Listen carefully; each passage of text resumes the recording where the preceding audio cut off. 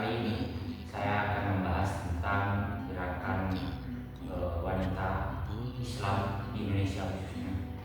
Nah, jadi kebetulan saya merupakan seorang mahasiswa pendidikan politik Islam, di mana kita akan mencoba menggali terutama dari gerakan wanita Islam di Indonesia itu sendiri.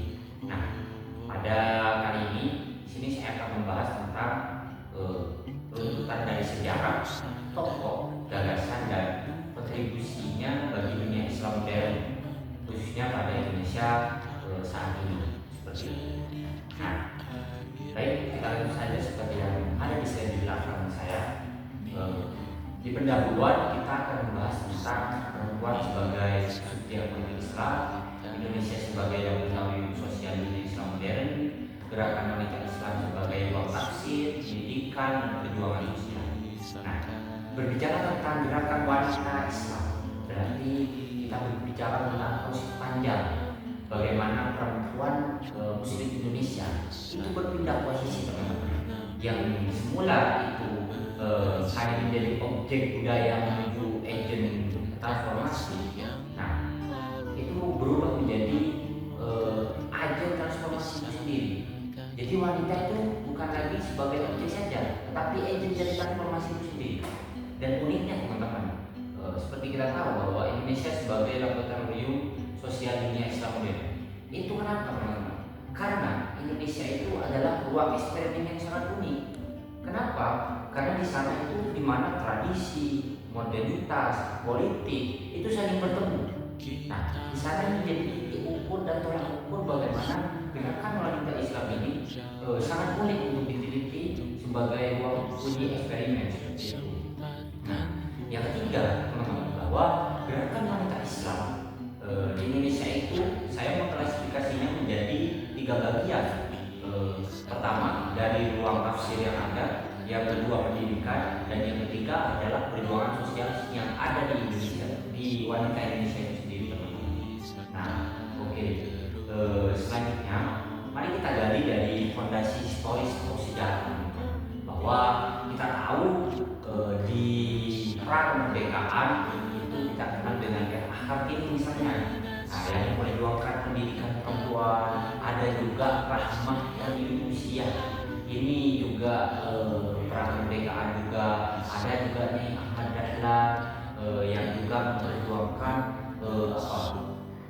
organisasi seperti Aisyah seperti itu, di Muhammadiyah seperti itu, di Muslimat NU yang mendirikan Aisyah. Nah, organisasi ini juga didiri oleh NU seperti Muslimat seperti itu. Nah, di sana ada juga Rahma Indonesia. Ya, di situ beliau adalah seorang wanita yang mengadakan sekolah perempuan modern pertama di Padang, Sumatera waktu itu. Nah, juga banyak lain organisasi-organisasi wanita Islam Indonesia, contohnya Persis, Gerwani, dan sebagainya. Nah, ini menandai bahwa kelahiran gerakan perempuan Muslim modern di Indonesia ini mereka menafsirkan bahwa tauhid bukan hanya tentang bahwa agama, tauhid itu bukan hanya tentang keyakinan, tapi sebagai energi pembebasan, bahwa perempuan memiliki martabat dan kapasitas untuk kepemimpinan seperti itu. Di sana membuktikan bahwa Islam itu tidak cuma sebagai sesembahan, tapi Islam juga sebagai energi pembebasan bagi perempuan.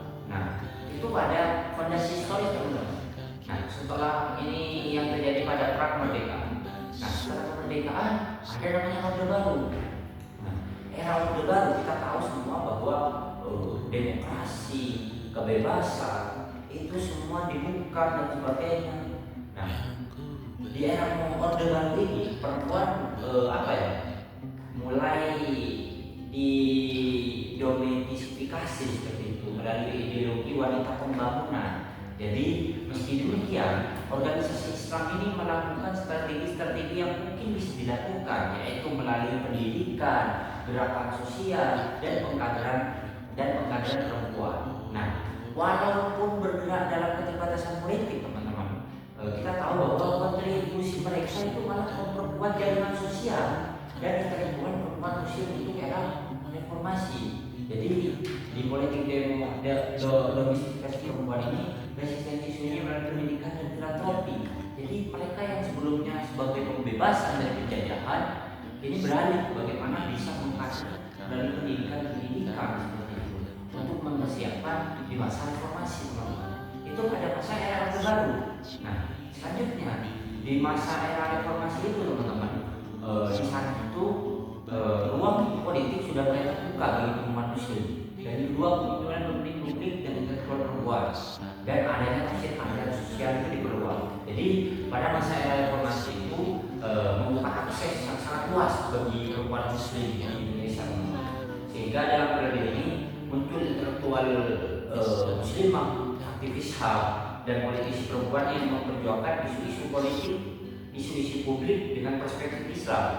Nah, gerakan perempuan tidak lagi hanya sebatas kegiatan sosial, teman-teman, tapi berkembang menjadi gerakan advokasi kebijakan dan pembaruan tafsir. Banyak sekali kita tahu bahwa pada zaman itu ya gerakan-gerakan perempuan yang memperjuangkan hak-hak wanita. Contohnya adanya salah satu cuti ketika haid dan sebagainya. Itu merupakan bentuk perjuangan dari perempuan itu sendiri, terutama dalam pembaruan tafsir. Banyak sekali tokoh-tokoh muslimah penting yang ada pada saat ini dari dahulu sampai saat ini. Mungkin saya akan menyebutkan beberapa yang contoh masih ada. Yang pertama ada Siti Musdah Mulia di sini. Ini tafsir progresif dan keadilan gender, di mana dengan gagasan Islam progresif dan keadilan gender ini, beliau itu mencantumkan bahwa tidak ada yang sekuler dalam Islam dan tidak juga terlalu kanan seperti itu. Nah, yang kedua ada Yeni Wahid, yang kita tahu ini adalah di almarhum Gus Dur, yang aktif dalam diplomasi perdamaian dan kontra ekstremisme atau deradikalisasi seperti itu. Beliau punya komunitas namanya Gus Durian seperti itu. Ada juga Khofifah Indar Parawansa sebagai ketua Muslimat NU. Beliau juga seorang gubernur Jawa Timur yang merupakan seorang pimpinan teknokratik yang berbasis nilai Islam seperti itu. Ada juga Tri Risma, Bu Risma, dan Evi Sundari yang ini politik pelayanan publik, di mana yang memperlihatkan etika pelayanan publik dalam politik. Mereka menunjukkan bahwa perempuan muslim dapat memimpin tanpa kehilangan identitas keagamaan seperti itu. Nah, dari tokoh muslimah ini banyak sekali gagasan penting, gagasan yang saya ambil dan gagasan fikih dari gerakan wanita Islam itu sendiri. Yang pertama ada tafsir emansipasi Al-Quran, yang kedua ada Islam dan inklusif, ada politik sosial dan berbasis aksi, dan yang terakhir ada diplomasi Islam global. Nah, gerakan wanita Islam Indonesia ini melahirkan gagasan besar seperti yang telah dijelaskan tadi. Yang pertama tentang terkait dengan tafsir emansipasi Al-Quran yang berpihak pada keadilan. Yang kedua adanya Islam modern yang menjadikan etika kemanusiaan sebagai dasar sosial. Dan yang ketiga, politik yang berangkat dari organisasi kemanusiaan dan pengorganisasian komunitas, bukan lagi semata hanya tentang kekuasaan. Contohnya Yeni Wahid tadi yang mendirikan Gus Durian. Dan yang keempat, bahwa diplomasi Islam yang menekankan perdamaian dan dialog global. Ini gagasan kunci dari gerakan wanita Islam modern pada saat itu. Nah, kontribusi globalnya apa, teman-teman? Di sini adanya munculnya model Islam modern responsif gender. Jadi kita ketahui ada yang muncul namanya feminisme Islam dan sebagainya. Itu merupakan kontribusi dari gerakan wanita Islam Indonesia itu sendiri. Yang kedua ada ekosistem pendidikan perempuan terbesar di dunia Islam. Adanya Aisyah atau Muslimat. Itu merupakan salah satu terbesar di dunia itu. Yang tidak ada pemimpinan muslimah di bidang publik, adanya Bu Khofifah, Putri Risma, itu Bu Megawati, itu merupakan salah satu tanda bahwa wanita Islam bisa ada di pemimpinan publik tanpa kehilangan identitasnya. Ada juga terakhir itu produksi wacana Islaman baru.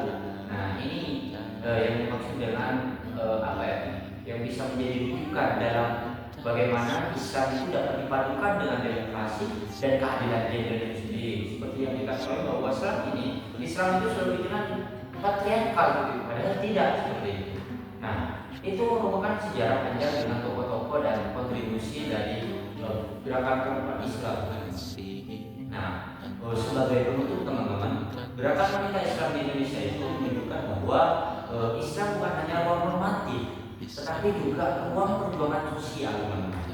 Nah, Indonesia sebagai epicentrum Islam progresif, Islam perjuangan. Nah, dari sana kita tahu bahwa perempuan Muslim di negeri ini telah membuktikan bahwa perempuan itu bisa menjadi agent perubahan seperti itu. Bahwa kemudian bukan hanya kejadian saja, teman-teman. Nah, melainkan amanah bagi semua yang dapat menjalankannya, dan perempuan membuktikan bahwa mereka bisa seperti itu. Dengan fondasi ini, semangat modernitas Indonesia memberikan model Islam progresif yang integratif bagi dunia, sehingga adanya misalnya feminisme Islam yang berangkat pada tradisi dan modernitas merupakan salah satu bentuk gerakan dari wanita Islam Indonesia itu sendiri. Sangat menarik dan sangat panjang untuk kita bahas lebih dalam. Untuk lebih detailnya, silakan komen di bawah ini. Kita nantikan konten-konten berikutnya, dan selamat menyaksikan. Mari diskusi dengan bijak, debat pakai. Saya Muhammad Hakim Radul, mahasiswa Pemikiran Politik Islam Universitas Ampel Surabaya. Sekian, terima kasih. Assalamualaikum warahmatullahi wabarakatuh.